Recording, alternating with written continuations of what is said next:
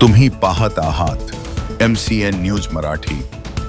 राज्याचे कामगार मंत्री आकाश फुंडकर यांच्या खामगाव शहरालगत घडलेल्या एका धक्कादायक घटनेमुळे प्रशासनाच्या कार्यपद्धतीवर गंभीर प्रश्नचिन्ह निर्माण झाले आहे। खामगाव बायपास परिसरात सुरू असलेल्या विहीर खोदकामादरम्यान अचानक विहिरीचा मोठा भाग कोसळून अटाळी येथील एका मजुरावर मलबा पडला। या दुर्घटनेत मजूर ढिगाऱ्याखाली अडकला असून तब्बल 5 तास उलटूनही त्याला बाहेर काढण्यासाठी कोणतीही सक्षम यंत्रणा घटनास्थळी पोहोचली नसल्याचा आरोप ग्रामस्थांनी केला आहे। विहिरीत 6 मजूर काम करत असताना हा अपघात झाला।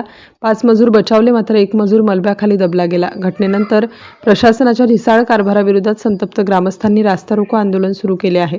कामगारांच्या सुरक्षेची जबाबदारी असलेल्या मंत्र्यांच्या होमटाऊनमध्येच एका कामगाराचा जीव टांगणीला लागलेला असताना बचाव यंत्रणा कुठे आहे असा संतप्त सवाल नागरिकांकडून उपस्थित केला जात आहे।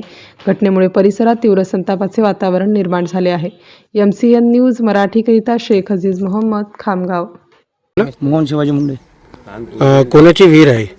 विहीर कोणाची हे माहीत नाही, फक्त आम्ही कामावर मजूर आहोत। कोणाकडे ठेकेदार कोण आहे? मेन ठेकेदार नाही माहीत, आम्ही मजूर आहोत।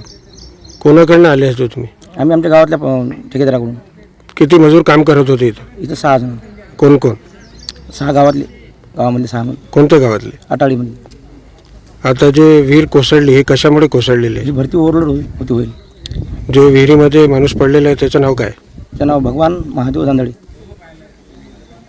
रस्ता आहे आपला रोखलेला आहे। हा रस्ता आम्ही याच्यासाठी बंद केला, माझा भाऊ सकाळी 9 वाजतापासून एका बांधकामावर गेला होता विहिरीच्या। हे माहीत नाही आपल्याला, ते ठेकेदारीचं काम आहे। तो ठेकेदार फराळ आहे, विहीर बांधकाम फराळ आहे आणि तो माणूस विहिरीत पडला, त्याला कोणी काढायला तयार नाही। तटीसा भंगार मशीना येऊन ते मोटर चालू झाली नाही। आज 4 वाजले आता, मग आता कधी चालू किती होईल? तासापासून तुमच्या भावाचा मृतदेह 9 ते 9:30 4 वाजतापासून एक बॉटल पाणी निघलं नाही त्यातलं। आता काय मागणी आहे तुमची? आमची मागणी अशी आहे की ते बांधकाम बोगस आहे। त्या बांधकामावर माझा भाऊ मेला की नाही, तो ठेकेदार पहिले अटक, तो अटी आणा, त्याचा तो विहिरी बांधकाम 2। दुसरी गोष्ट म्हणजे तटी कोणतीच यंत्रणा पोहोचली नाही पाणी काढण्यासाठी। त्याच्यासाठी भाऊ आहे तुमच्या भावाचं नाव काय? भगवान महादेव दांदळे, राहणार अटाडी। किती कामगार गेले होते त्या विहिरीवर? 6 जण। 6 जणांपैकी हा त्या विहिरीमध्ये डुबून पडला, याला कोणीच काढायला तयार नाही। गजानन सदाशिव भाकरे। काय झालं होतं नेमकं विहिरीवर? नेमकं विहिरीवर की आम्ही इकून बांधत होतो, तो टोपला देऊन वापिस चालला होता। तर तेवढ्यात ते विहीर घसायला लागली, या गळ्यात माहीत पडलं, यानं मला धक्का दिला, तो तिकडे गेला, आम्ही इकडे पडलो।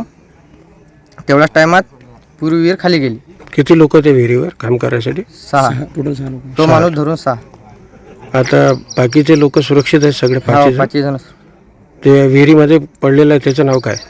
भगवान दांदळे। बाबाचं माहीत नाही। महादेव दांदळे, कुठलं राहणार? अटाळी।